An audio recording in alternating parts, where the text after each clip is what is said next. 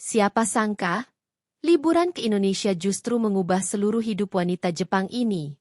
Ia datang hanya untuk melihat keindahan alam, tapi justru menemukan cinta sejati dan cahaya hidayah yang membuatnya masuk Islam. Cerita ini nyata, dan dijamin akan menyentuh hatimu sampai akhir. Assalamualaikum warahmatullahi wabarakatuh. Selamat datang kembali di channel yang penuh dengan kisah-kisah inspiratif dan menggugah hati. Terima kasih sudah hadir dan meluangkan waktunya di sini. Jangan lupa ya teman-teman, untuk like video ini, tulis komentarnya, dan tentunya subscribe agar kamu tidak ketinggalan kisah-kisah mualaf lainnya yang menggetarkan jiwa. Tekan juga tombol loncengnya supaya kamu jadi orang pertama yang nonton kisah terbaru dari kami. Dan seperti biasa, yuk kita ramaikan kolom komentar dengan sholawat kepada Nabi Muhammad Shallallahu Alaihi Wasallam. Tulis juga ya, asal kota atau daerah kalian biar kita tahu dari mana saja penonton hebat kita hari ini. Misalnya, sholawat hati merah 2 dari Surabaya. Atau, Allahumma sholli ala Muhammad dari Medan hadir. Namanya Aiko Tanaka. Ia lahir dan besar di distrik Shibuya, Tokyo, kawasan yang sibuk, modern, dan tak pernah tidur. Sejak kecil, Aiko terbiasa hidup dalam dunia yang serba cepat. Orang tuanya adalah pekerja kantoran yang nyaris tak pernah ada di rumah. Ia dibesarkan oleh pengasuh, tumbuh mandiri, dan sejak remaja sudah terbiasa membuat keputusan sendiri. Sekilas, hidup Aiko terlihat sempurna, cantik, pintar, punya pekerjaan mapan di perusahaan desain ternama, dan hidup di apartemen mewah lantai 20 dengan pemandangan kota Tokyo yang memukau. Tapi, tak banyak yang tahu bahwa jauh di balik senyumnya, ada kekosongan yang tak pernah bisa ia jelaskan. Setiap malam sebelum tidur, Aiko sering menatap langit dari jendela kamarnya. Ada pertanyaan yang terus bergema di hatinya. Apa arti semua ini? Untuk apa aku bekerja setiap hari, mengejar target, lalu mengulangnya lagi esok pagi? Ia mulai merasa lelah. Bukan lelah fisik, tapi lelah secara batin. Ada semacam kehampaan yang semakin hari semakin dalam. Semua kesenangan duniawi, makanan enak, gaji besar, liburan ke Eropa, tidak lagi bisa mengisi kekosongan itu. Suatu malam, setelah bertengkar dengan atasannya yang terlalu perfeksionis, Aiko merasa jenuh luar biasa. Ia memutuskan mengambil cuti sebulan penuh. Tanpa banyak pertimbangan, ia membeli tiket pesawat ke Indonesia, negara yang belum pernah ia kunjungi sebelumnya. Ia memilih Yogyakarta sebagai tujuan. Katanya, kota ini masih punya budaya dan nuansa tradisional yang bisa menenangkan jiwa. Ia ingin menjauh dari keramaian, dari gedung pencakar langit, dan dari suara mesin yang terus berdengung di kepala. Yang ia cari hanya satu, ketenangan. Tiba di Indonesia, Aiko langsung merasakan suasana yang berbeda. Panas, iya. Ramai, iya. Tapi ada sesuatu yang tak bisa dijelaskan dengan logika. Orang-orangnya ramah. Senyum mereka tulus. Bukan senyum basa-basi seperti di kota-kota besar lainnya. Ia dijemput oleh seorang pemuda bernama Arif, pemandu wisata yang sudah ia sewa lewat aplikasi daring. Dari awal bertemu, Arif sudah terlihat berbeda. Ia menundukkan pandangan saat menyambut Aiko, berbicara dengan nada rendah dan sopan, serta tak pernah sekalipun bersikap genit seperti beberapa pemandu wisata yang pernah ia temui di negara lain. Di hari pertama tur, Arif membawa Aiko ke Candi Prambanan. Di tengah-tengah perjalanan, terdengar suara adzan dari masjid terdekat. Aiko bertanya, "Apa itu?" Arif tersenyum, "Itu panggilan untuk salat, Mbak." Lalu ia meminta izin untuk berhenti sejenak dan salat dulu.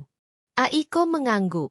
Ia berdiri di luar masjid kecil, menunggu, sambil memperhatikan gerakan salat yang dilakukan Arif dan jamaah lainnya. Ada ketenangan yang terpancar. Gerakan sujud itu, bagi Aiko, terasa sangat merendahkan diri, bukan karena dipaksa, tapi karena cinta dan kepasrahan. Ia belum paham, tapi ia tersentuh. Hari-hari berikutnya, Aiko mengunjungi berbagai tempat di Yogyakarta. keraton, Malioboro, Candi Borobudur. Tapi yang paling ia tunggu-tunggu bukan hanya tempat wisatanya. Ia mulai menikmati percakapan-percakapan ringan dengan Arif. Kadang mereka bicara soal budaya, kadang soal makanan, tapi perlahan mulai merambah ke hal-hal yang lebih dalam. Aiko bertanya kenapa Arif tidak pernah menyentuhnya. Bahkan untuk sekadar membantu memegang tangan saat menyeberang. Arif menjawab sambil tersenyum. Dalam Islam, menjaga pandangan dan tidak menyentuh lawan jenis yang bukan mahram adalah bentuk penghormatan, bukan penolakan. Jawaban itu membuat Aiko terdiam. Ia belum pernah merasa begitu dihormati dalam hidupnya.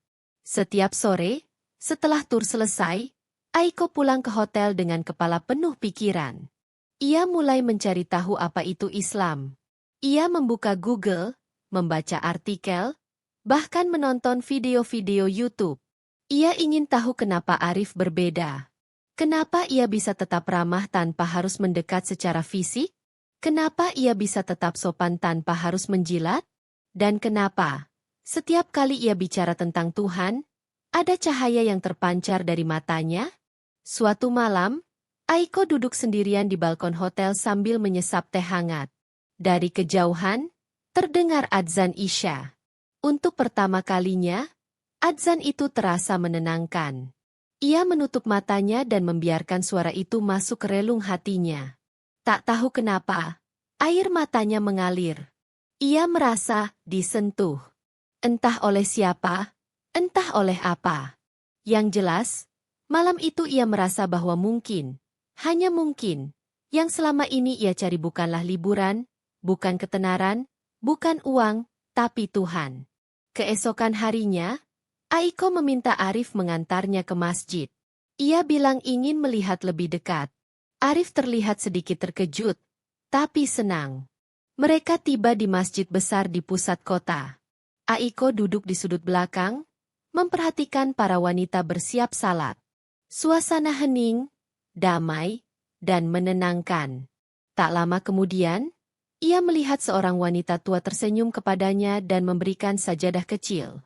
Aiko tersenyum balik, dan untuk pertama kalinya dalam hidup, ia merasa diterima, tanpa harus berpura-pura. Beberapa hari kemudian, Aiko mulai berani bertanya lebih banyak.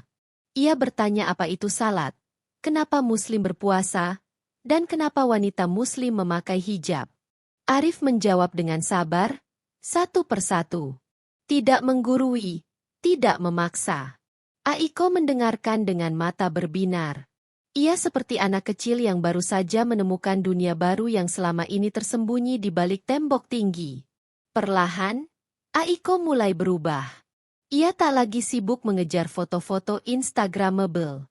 Ia lebih suka duduk diam, mendengarkan ceramah di masjid, atau membaca buku kecil tentang Islam yang dibelikan Arif di toko buku Islam. Setiap malam, ia mencatat hal-hal baru yang ia pelajari hari itu. Ia mulai membaca terjemahan Al-Quran. Surat pertama yang membuatnya menangis adalah Al-Insyirah, bukankah kami telah melapangkan untukmu dadamu? Ia merasa ayat itu bicara langsung kepadanya. Ia merasa dadanya memang sedang dilapangkan oleh sesuatu yang lebih besar dari apapun yang pernah ia kenal. Hubungannya dengan Arif semakin dekat, tapi tetap dalam batas yang terjaga. Tak pernah ada kata cinta yang diucapkan. Tapi Aiko tahu, ada rasa yang tumbuh, bukan hanya karena fisik atau perhatian, tapi karena iman. Arif menjadi jembatan yang membawa Aiko mengenal Islam, bukan karena ingin memiliki, tapi karena ingin menunjukkan jalan kebenaran. Dan itu, bagi Aiko, adalah bentuk cinta paling tulus yang pernah ia rasakan. Hari ke-20 di Indonesia, Aiko menatap cermin dan berkata pelan dalam bahasa Jepang, Watashi wa kawateiru, aku sedang berubah. Ia tersenyum, dan untuk pertama kalinya sejak lama, senyumnya bukan karena tuntutan sosial media, tapi karena ketenangan yang ia rasakan di dalam hati. Perjalanan ini belum berakhir, tapi Aiko tahu satu hal, ia tidak akan pernah menjadi Aiko yang sama lagi. Hari ke-21 di Indonesia menjadi titik balik yang tak terlupakan dalam hidup Aiko. Pagi itu, setelah salat subuh, Yang kali ini ia ikuti dari kejauhan di halaman masjid. Ia memanggil Arif dan mengatakan dengan penuh keyakinan, "Aku ingin menjadi muslimah." Arif terdiam sejenak, lalu menunduk. Matanya basah. Ia tidak pernah memaksa Aiko untuk masuk Islam. Ia hanya menunjukkan jalan. Tapi hari itu, ia merasa seperti saksi dari perjalanan hidayah yang sangat luar biasa. Mereka berdua menuju kantor MUI setempat, ditemani seorang ustaz yang ramah dan hangat. Di sana, Aiko mengucapkan 2 kalimat syahadat dengan suara pelan tapi pasti. Asyhadu an la ilaha illallah, wa asyhadu anna Muhammadan Rasulullah. Air matanya menetes pelan. Ia merasa seolah baru saja dilahirkan kembali. Sejak hari itu, Aiko berubah secara total. Ia mengganti namanya menjadi Aisyah Tanaka, sebuah nama yang ia pilih sendiri setelah membaca kisah istri Rasulullah Shallallahu Alaihi Wasallam. Ia merasa kisah Aisyah, yang cerdas, lembut, dan penuh keimanan, menjadi inspirasi yang ingin ia ikuti. Di media sosialnya, Aisyah menulis status dalam 3 bahasa, Jepang, Inggris, dan Indonesia. Hari ini aku terlahir kembali. Bukan karena aku sempurna, tapi karena aku akhirnya menemukan arah yang sebenarnya. Respons dari keluarga dan teman-temannya di Jepang ternyata tidak sepositif yang ia harapkan. Ibunya menangis saat Aisyah menelepon dan memberi kabar bahwa ia telah masuk Islam. Ayahnya bahkan tidak mau berbicara dengannya selama berminggu-minggu. Mereka merasa Aisyah telah menghancurkan nama baik keluarga. "Kenapa kamu memilih jalan yang begitu asing bagi kita?" tanya ibunya dengan suara gemetar. Aisyah menjawab dengan tenang, "Karena justru di jalan asing itulah aku akhirnya menemukan diriku sendiri." Ia tahu ini tidak akan mudah. Tapi ia juga tahu, setiap jalan menuju kebenaran pasti akan diuji. Dan ia siap. Di Indonesia, Aisyah mulai memperdalam pemahaman Islam. Ia tidak puas hanya berhenti di ucapan syahadat. Ia mulai belajar membaca Al-Quran, mengikuti kelas-kelas pengajian untuk mualaf, dan mendalami sejarah Nabi Muhammad Shallallahu Alaihi Wasallam. Ia bahkan tertarik mempelajari bahasa Arab agar bisa memahami ayat-ayat Al-Quran secara langsung. Semangat belajarnya membuat banyak orang di sekitarnya kagum. Bahkan ustaz yang mengajarinya berkata, "Aisyah belajar dengan hati, bukan hanya dengan akal." Ia menghafal surat-surat pendek, mempraktikkan wudhu sendiri, dan mulai berlatih salat 5 waktu, meski awalnya masih terbata-bata. Tapi setiap gerakan salat baginya adalah bentuk komunikasi langsung dengan Sang Pencipta, sesuatu yang tidak pernah ia rasakan dalam hidup sebelumnya. Yang paling menyentuh adalah ketika Aisyah mulai memakai hijab. Ia mengatakan bahwa keputusan itu bukan karena paksaan, tapi karena cinta. "Dulu aku memakai pakaian indah untuk dilihat orang lain. Sekarang aku menutup diriku karena aku ingin dihormati bukan karena tubuhku, tapi karena akhlakku." Keputusan ini membuat Arif terharu. Ia melihat proses perubahan Aisyah sebagai sebuah mukjizat yang terjadi di depan matanya sendiri. Dari seorang wanita Jepang yang asing terhadap Islam, menjadi muslimah yang lembut, bijaksana, dan penuh semangat ibadah. Aisyah juga mulai aktif membagikan kisah perjalanannya di media sosial. Ia membuat akun YouTube dan Instagram untuk menceritakan perubahan hidupnya. Ia bercerita tentang bagaimana Islam menjawab pertanyaan-pertanyaan eksistensial yang selama ini menghantuinya. Dalam salah satu videonya, ia berkata, "Dulu aku berpikir bahwa hidup adalah soal kesuksesan dan pengakuan. Tapi kini aku sadar, hidup adalah soal kembali kepada Tuhan."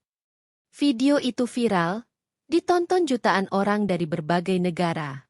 Banyak mualaf dari Korea, Jepang, dan Eropa mengirimkan pesan padanya, merasa terinspirasi oleh kisahnya. Di sela-sela aktivitasnya, Aisyah tetap menjaga hubungan dengan Arif.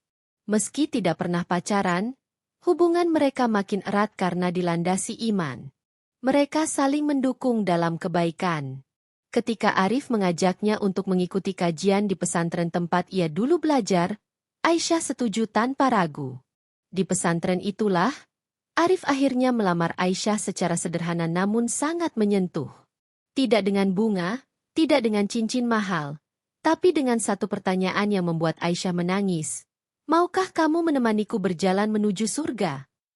Pernikahan mereka diadakan secara sederhana, di halaman masjid dengan dihadiri para santri, ustaz, dan beberapa teman dekat. Aisyah mengenakan gamis putih dan kerudung lembut yang menutupi rambutnya dengan anggun. Tak ada pesta mewah, tak ada lantai dansa. Tapi yang ada justru suasana penuh haru, syukur, dan doa. Bahkan ibunya Aisyah yang awalnya menolak, akhirnya hadir via video call. Ia melihat putrinya tersenyum penuh ketenangan dan akhirnya berkata pelan, "Kalau ini yang membuatmu bahagia, ibu akan mencoba memahami." Setelah menikah, Aisyah dan Arif memutuskan untuk tinggal di Indonesia. Mereka memilih sebuah rumah kecil di pinggiran Yogyakarta. Setiap pagi, mereka bangun untuk salat subuh berjamaah.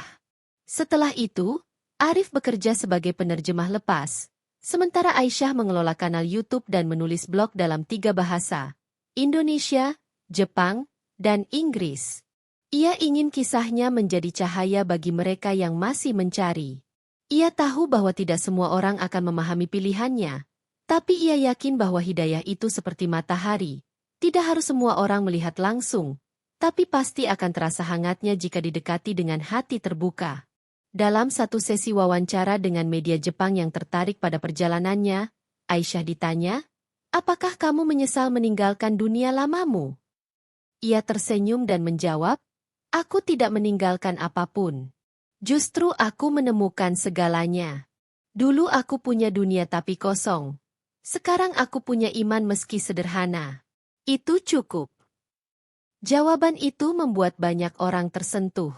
Bahkan ada seorang wartawan Jepang yang kemudian menyatakan tertarik belajar lebih dalam tentang Islam setelah meliput kisah Aisyah. Perjalanan Aisyah belum berakhir. Ia masih belajar, masih berjuang memahami Islam lebih dalam setiap hari. Tapi satu hal yang tidak pernah berubah sejak hari ia mengucapkan syahadat. Keyakinan bahwa Allah telah mengatur semuanya dengan begitu indah. Dari langit Tokyo ke bumi Indonesia. Dari keraguan menjadi keimanan. Dari kesendirian menjadi keberkahan. Aisyah kini hidup bukan hanya untuk dirinya sendiri, tapi untuk menjadi jembatan bagi mereka yang juga mencari makna sejati dalam hidup. Tahun pertama pernikahan Aisyah dan Arif penuh warna. Mereka bukan hanya pasangan suami istri, tapi juga sahabat seperjalanan dalam iman. Setiap pagi dimulai dengan salat berjamaah, membaca Al-Quran, dan obrolan ringan di teras rumah mungil mereka yang dipenuhi tanaman hijau.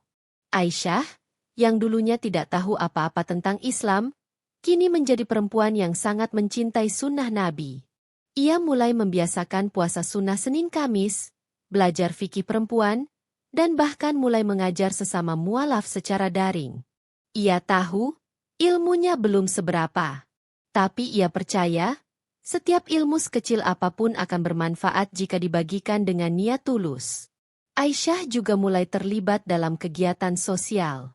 Bersama Arif, ia ikut program dakwah dan bakti sosial ke desa-desa terpencil di Jawa Tengah. Di sana, ia melihat sisi lain dari Indonesia, kemiskinan, keterbatasan, dan anak-anak yang belajar agama di surau yang hampir roboh. Tapi justru disitulah Aisyah merasa semakin dekat dengan nilai-nilai Islam, bahwa agama ini bukan hanya soal ibadah, tapi juga peduli pada sesama. Dalam salah satu kunjungan ke desa, Aisyah membagikan hijab dan alat tulis untuk anak-anak perempuan.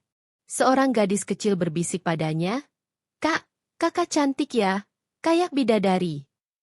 Aisyah tersenyum sambil menahan haru. "Kamu juga bidadari kecil, Nak. Semoga kelak jadi wanita syalihah." Ketika bulan Ramadan tiba, pengalaman Aisyah menjadi sangat emosional. Ini adalah Ramadan pertamanya sebagai muslimah. Ia sempat khawatir tidak kuat berpuasa, apalagi di cuaca tropis yang panas dan lembab. Tapi dengan bimbingan Arif dan semangat dari komunitas, Aisyah menjalani Ramadan pertamanya dengan penuh sukacita. Ia belajar membuat takjil, ikut tadarus bersama ibu-ibu sekitar, dan ikut membangunkan sahur keliling kampung. Ia bahkan ikuti tikaf di 10 malam terakhir. Di momen-momen sunyi itu, ia sering menangis dalam sujud. Ya Allah, aku tak pantas, tapi Engkau terus mendekapku, bisiknya dalam doa. Lebaran pertama Aisyah begitu membekas. Ia mengenakan gamis putih dan kerudung panjang, lalu mencium tangan suaminya sambil berkata, "Terima kasih telah membawaku ke jalan ini." Mereka berkunjung ke rumah-rumah tetangga, berbagi kue dan maaf. Aisyah juga mengirim video ke ibunya di Jepang, memperlihatkan suasana Idul Fitri. Meski ibunya belum menerima sepenuhnya, setidaknya kini ia mulai melunak. Dalam pesan singkat, ibunya menulis, "Kamu terlihat bahagia. Itu sudah cukup untuk ibu." Kalimat sederhana itu menjadi doa tersembunyi. Harapan kecil bahwa suatu hari keluarganya pun akan memahami, bahkan mungkin ikut mendapat hidayah. Di tahun berikutnya, Aisyah mendapat kabar gembira. Ia hamil anak pertama. Tangisnya pecah ketika mendengar detak jantung sang bayi dalam USG. Ia dan Arif langsung bersujud syukur. "Anak ini bukan hanya titipan," kata Arif, "tapi juga amanah dakwah." Mereka bertekad membesarkan anak mereka dalam cinta kepada Allah dan Rasul-Nya. Aisyah mulai membacakan Al-Quran sejak dalam kandungan, memperdengarkan murotal setiap malam. Ia bahkan menulis jurnal kehamilan dalam bahasa Jepang dan Indonesia, sebagai bentuk dokumentasi sekaligus inspirasi untuk para ibu mualaf di luar sana. Saat usia kandungan memasuki bulan ke-8, Aisyah mendapat tawaran mengisi seminar internasional daring untuk para mualaf Jepang. Awalnya ia ragu, tapi Arif berkata, "Kamu tak tahu, bisa jadi satu kalimatmu jadi hidayah untuk orang lain." Maka dengan bahasa Jepang yang fasih dan hati yang bergetar, Aisyah bercerita tentang perjalanannya, dari kelelahan spiritual di Tokyo, hingga kedamaian yang ia temukan di sebuah desa di Indonesia. Di akhir sesi, puluhan peserta meneteskan air mata. Beberapa dari mereka menyatakan ingin mengenal Islam lebih dalam. Salah satu pesan yang masuk ke emailnya membuat Aisyah menangis semalaman. "Saya tidak tahu kenapa, tapi setelah mendengar kisahmu, hati saya ingin mencoba sholat." Anak pertamanya lahir pada malam Jumat, diiringi suara azan dari masjid terdekat. Mereka menamainya Yusuf Haruki Arifullah. Nama yang memadukan keindahan Islam dan budaya Jepang. Yusuf, agar ia meneladani kesabaran dan ketampanan Nabi Yusuf. Haruki yang berarti pencerahan musim semi. Dan Arifullah sebagai doa agar ia jadi hamba Allah yang bijaksana. Ketika adzan dan ikamah dikumandangkan di telinga kecil Yusuf, Aisyah menangis dalam pelukan suaminya. Ia merasa hidupnya telah sempurna. Dari pencarian cinta, ia menemukan lebih dari yang ia harapkan. Cinta sejati, hidayah, dan keluarga yang sakinah. Beberapa tahun kemudian, Aisyah dan Arif membangun sebuah pusat dakwah kecil di Yogyakarta, khusus untuk para mualaf asing. Mereka menyediakan ruang belajar, perpustakaan, dan penginapan singkat. Aisyah mengajar bahasa Indonesia dan dasar-dasar Islam bagi para mualaf wanita dari berbagai negara. Jepang, Korea, bahkan Eropa. Ia ingin setiap orang yang mencari hidayah tidak merasa sendirian. Di tembok pusat dakwah itu, mereka menuliskan kalimat dari Al-Quran yang menjadi pegangan hidup Aisyah, "Barang siapa yang Allah kehendaki akan mendapat hidayah, maka dia akan lapangkan dadanya untuk menerima Islam." Quran Surat Al-An'am ayat 125. Di usia 35 tahun, Aisyah telah menjadi simbol perubahan yang indah. Ia bukan lagi Aiko si desainer fashion yang gelisah di Tokyo. Ia adalah Aisyah Tanaka, seorang muslimah, istri, ibu, dan pendakwah yang sederhana tapi penuh makna. Kisahnya telah menginspirasi ribuan orang. Tapi yang terpenting baginya adalah bahwa hidupnya kini penuh tujuan. Ia pernah kehilangan arah, tapi Allah membawanya ke Indonesia. Ia pernah hidup untuk dunia, tapi kini hidupnya untuk akhirat. Dan semua itu bermula dari satu senyuman hangat di depan masjid, dan satu kalimat yang mengubah takdirnya, "La ilaha illallah, Muhammadur Rasulullah. Masya Allah, betapa indah cara Allah memberi hidayah. Semoga kisah Aiko menguatkan iman kita dan mengingatkan bahwa kebaikan kecil bisa membuka pintu surga bagi orang lain. Jangan lupa untuk like, share, dan tulis sholawat di kolom komentar. Ya, sampai jumpa di kisah inspiratif berikutnya. Wassalamualaikum warahmatullahi wabarakatuh.